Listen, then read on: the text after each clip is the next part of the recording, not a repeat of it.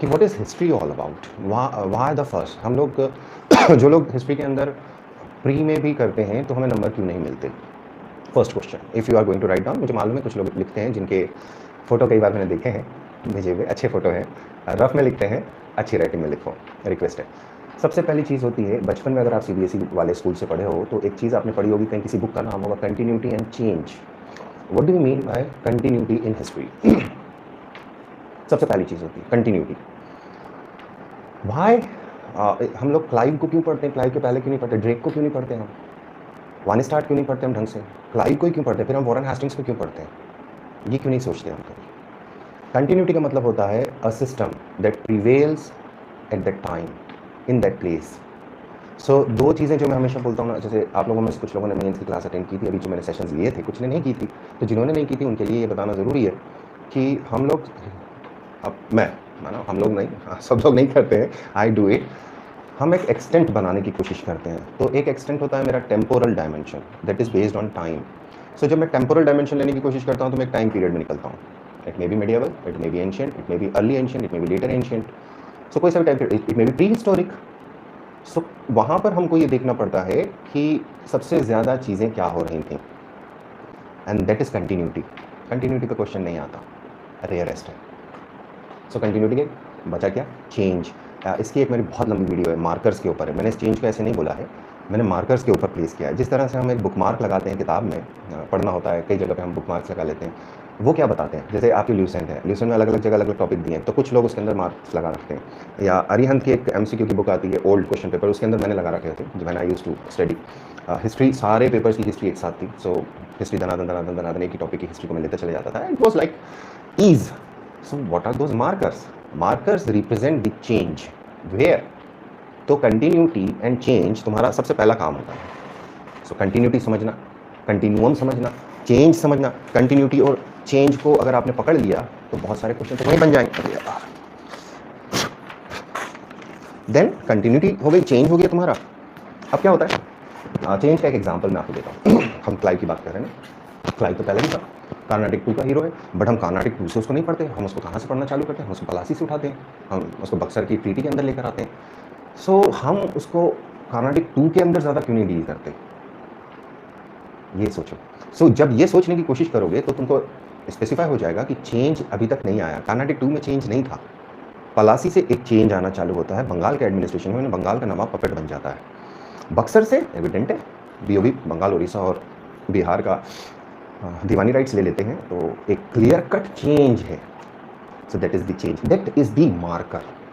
Question आता है, और पहले जाता हूँ, थोड़ा सा और पहले, 1707 औरंगजेब की डेथ, और पहले जाते हैं हम, 1556 Panipat second, 1761 Panipat third, 1526 1526 Panipat first. क्यों इंपॉर्टेंट है यार? और बाकी बैटल्स क्यों नहीं इंपॉर्टेंट होती? 1191 1192 1191 जब हार गया था पृथ्वीराज चौहान से गौरी, और 1192 जब वो जीत गया था और यहाँ पे अपनी सल्तनत बना लेता, जबकि वो सुल्तान नहीं था उस time. Gauri was not Sultan eight that time, उसका बड़ा भाई सुल्तान था। And both died airless. Airless यानी उनके पास मेल एयर नहीं था। सो कुतुबुद्दीन ऐबक, स्लेव डायनास्टी बनती है। ये मार्कर है, ये चेंज है। चेंज कहाँ पर है?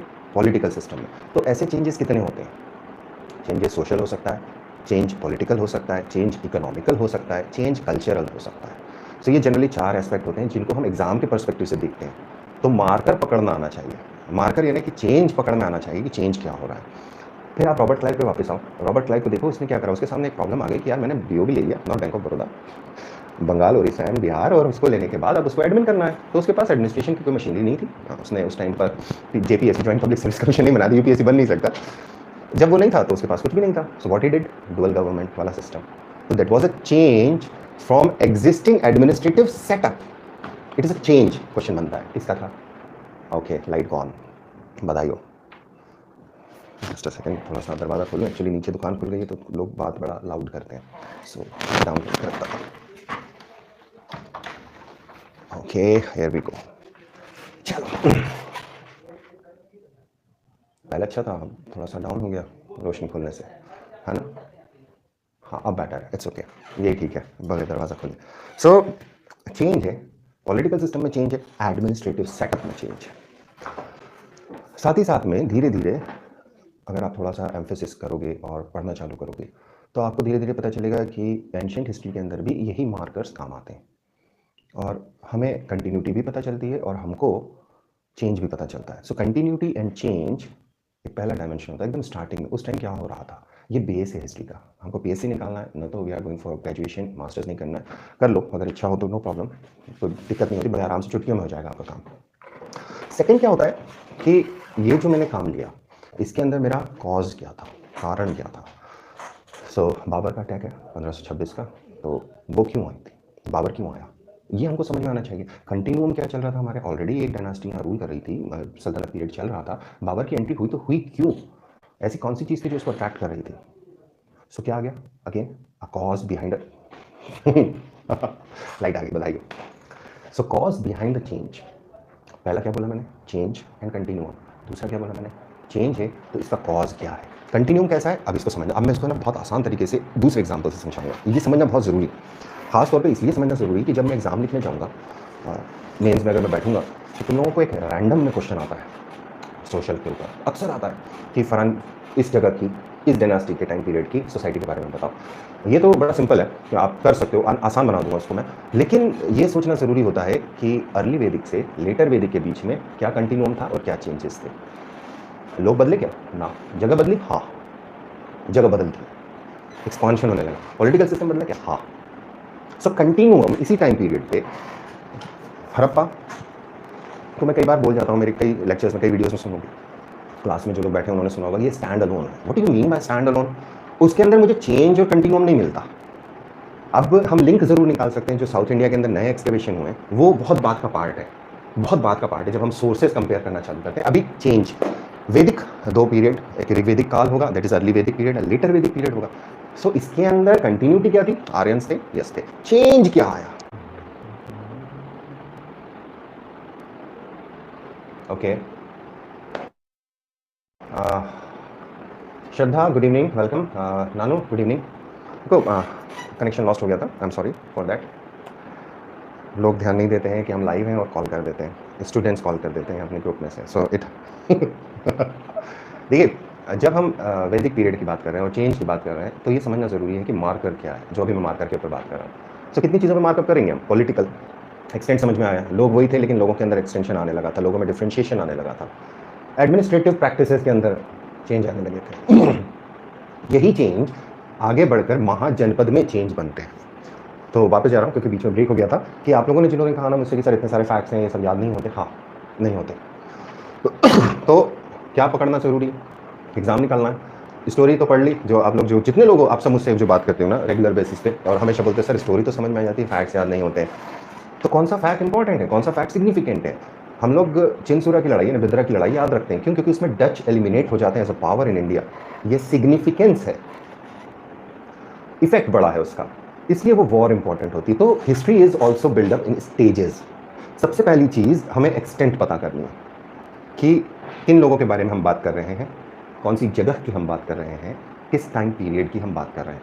Temporal dimension, spatial dimension and people, who are those people. हम डायनासोर की हिस्ट्री नहीं पढ़ रहे, हम एनिमल्स की हिस्ट्री नहीं पढ़ रहे, we are not studying about those kind of thing. What we are studying mean by history of people, man. अब इसके अंदर एक सबसे बड़ा क्लॉज आता है, क्योंकि sources are often dedicated to a ruler, to a person who governed at that time. कहा जाता है ना हिस्ट्री हमेशा विक्टर्स ने लिखी है, history is not written by the losers except the history of Chingis Khan. उसके पास कोई हिस्टोरियन वगैरह नहीं था, सो उसकी जितनी हिस्ट्री है वो निगेटिव हिस्ट्री है, and that negative history comes out from the oppressed people, जिन लोगों को उसने मारा काटा, उनकी हिस्ट्री आती है। सो ये कंसेप्ट है, इस कंसेप्ट पे काम करना शुरू करो आप जहाँ फंस रहे हो, मुझे मालूम है कि फंसते हैं हम, बिल्कुल फंसते हैं, कोई प्रॉब्लम नहीं है।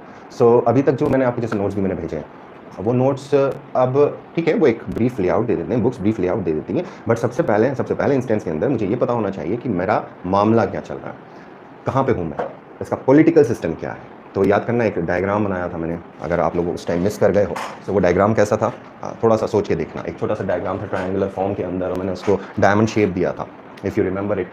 ये था मेरा सिंपल, ये था मेरा पॉलिटिकल सिस्टम। तो क्या पॉलिटिकल सिस्टम अकेला होता है, I am talking about a system.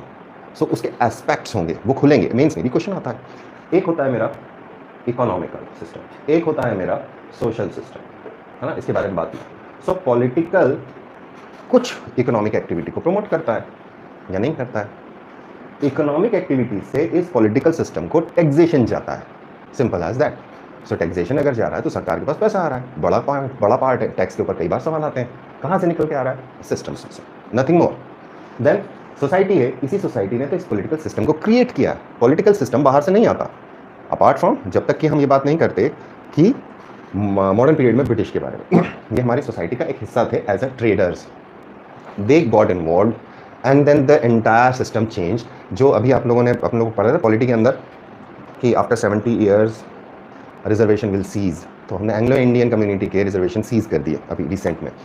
तो ये कम्युनिटी बनी कहाँ से, कभी ये नहीं सोचा? That is a change. अंग्रेज़ों के टाइम पर थी एंग्लो इंडियन कम्युनिटी, उसके पहले कौन था सर? मुगल थे, मुगल। अच्छा, गूगल कर लिए तुम। सो ये जो मुगल थे, इनके टाइम पर एंग्लो इंडियन कम्युनिटी कितनी बड़ी थी?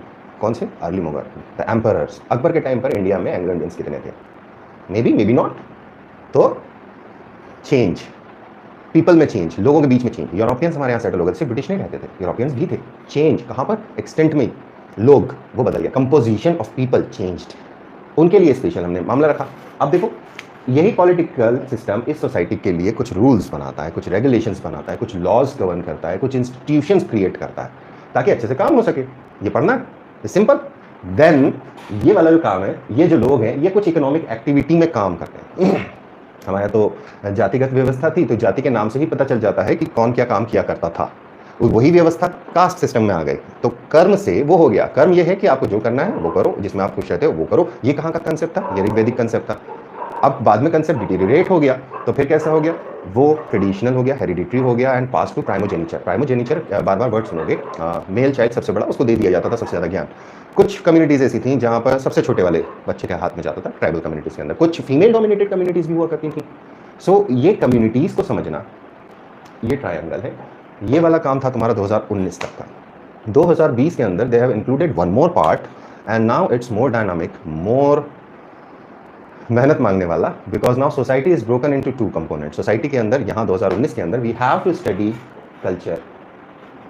अब ये जो कल्चर कंपोनेंट है, ये एक्स्ट्रा जोड़ दिया उन्होंने 2020 में, एक्सप्लिसिट कर दिया।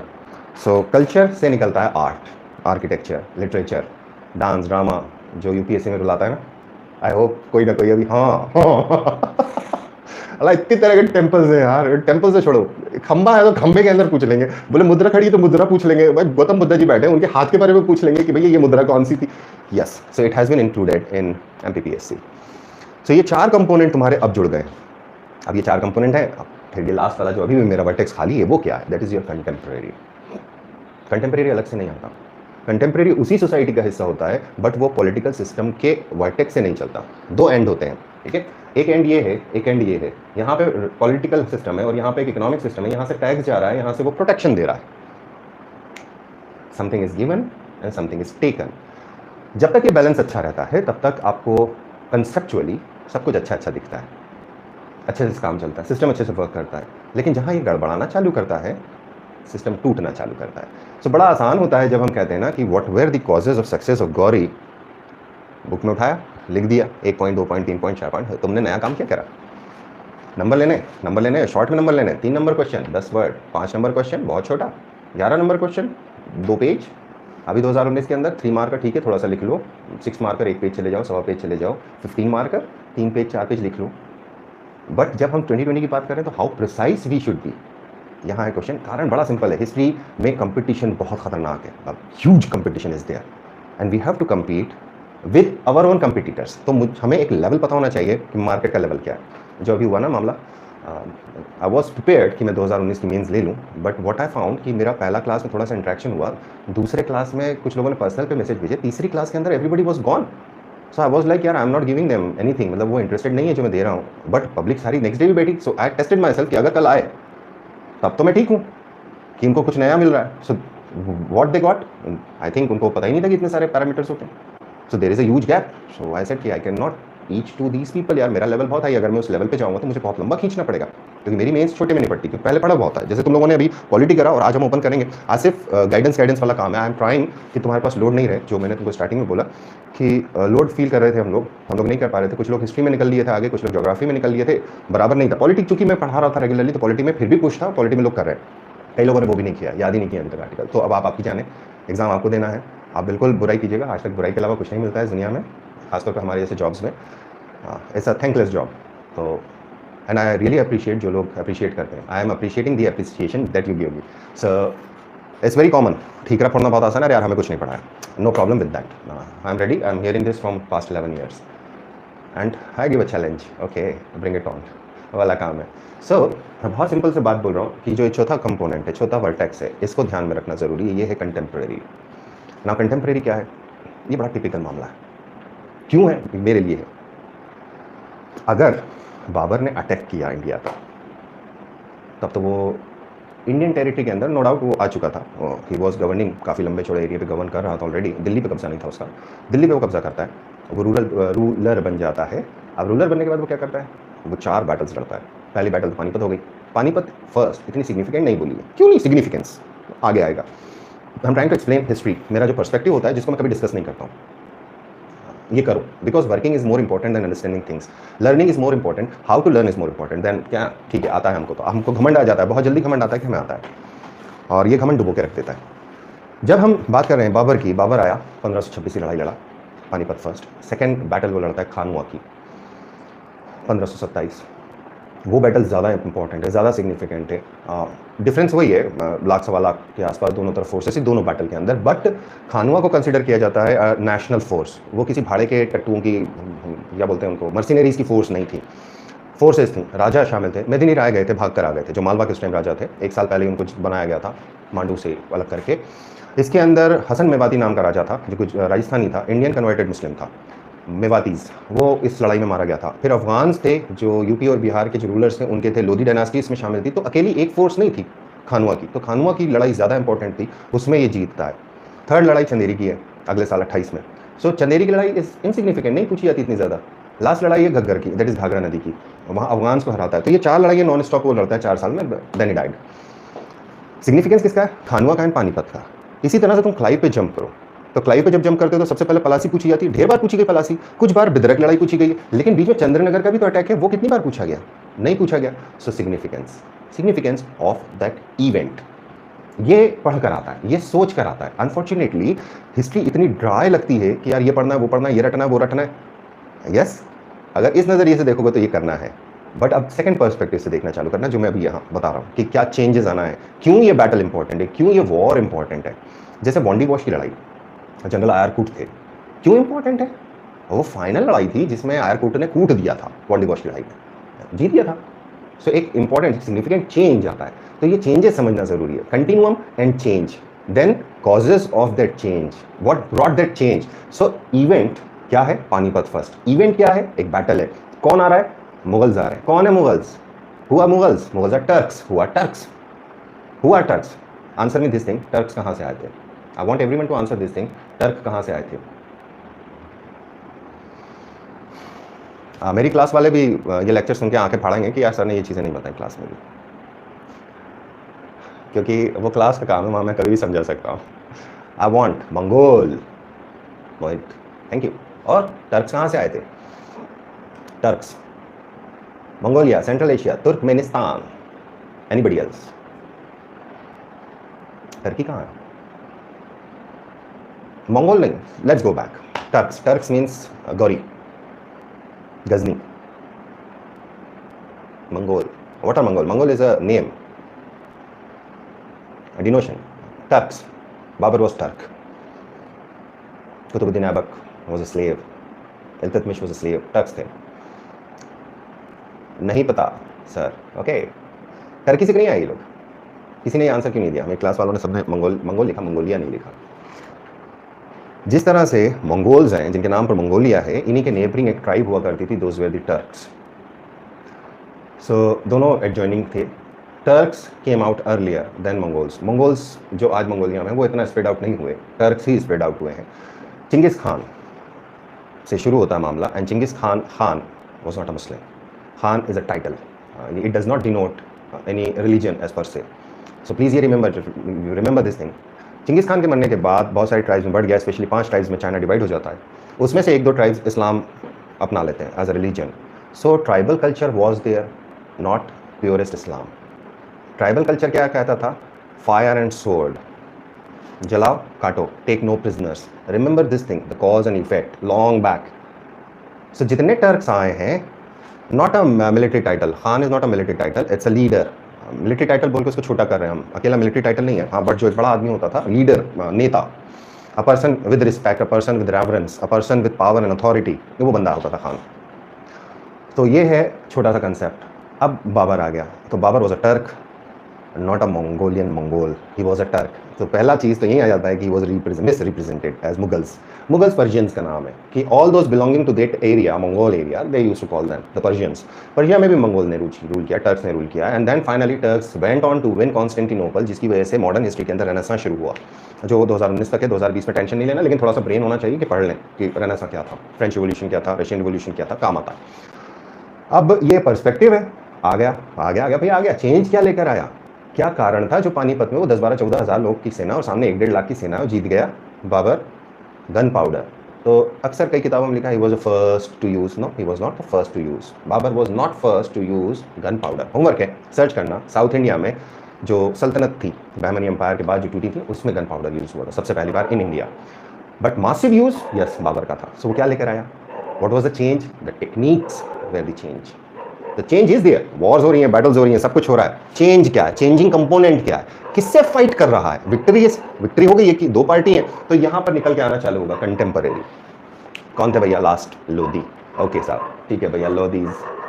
अब ये आपने यहां लिख लिया एक नाम, your work is now to expand this dynasty जो यहां खत्म हो रही है, दैट इज कंटेम्परेरी। ये मेरा पैटर्न है। वाई? बिकॉज हम लोग जब स्ट्रीम लाइन में हिस्ट्री पढ़ते हैं तो बहुत प्रॉब्लम होती है, जो पैरेलल हिस्ट्रीज चल रही होती हैं छोटे छोटे स्टेट्स की, वो मिस हो जाती हैं, और अक्सर क्वेश्चन वहां से पकड़ते हैं।